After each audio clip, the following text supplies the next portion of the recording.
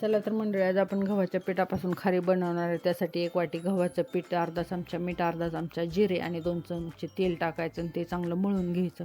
पिठाचा गोळा बनत असला की समजा तयार आहे.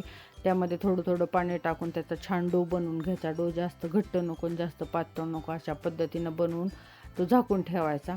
खारीला चांगले लेअर सुटण्यासाठी 6 चमचे तूप घ्यायचं, त्यामध्ये 3 चमचे कॉर्नफ्लॉवर टाकायचं आणि त्याचं चांगली पेस्ट बनवून घ्यायचं. जो आपण डो बनवला होता तो चांगला मळून घ्यायचा आणि त्याचा उभा रोल करायचा आणि त्याचे 4 भाग करायचे आणि त्याच्या 4 पोळ्या लाटून घ्यायच्या.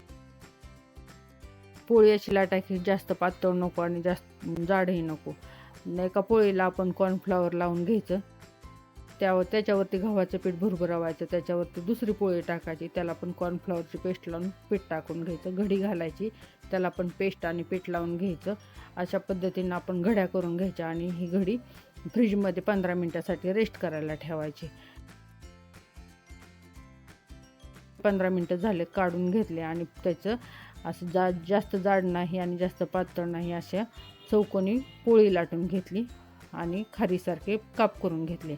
मीडियम तेल तापवून घेतलं आणि त्यामध्ये खारी सोडली.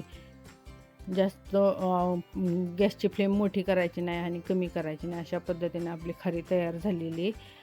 बघा किती छान लेअर सुटलेत त्याला. आता मी सगळ्या खाऱ्या तळून घेते. अशा पद्धतीने आपली गव्हाच्या पिठाची खारी तयार आहे. थँक्यू.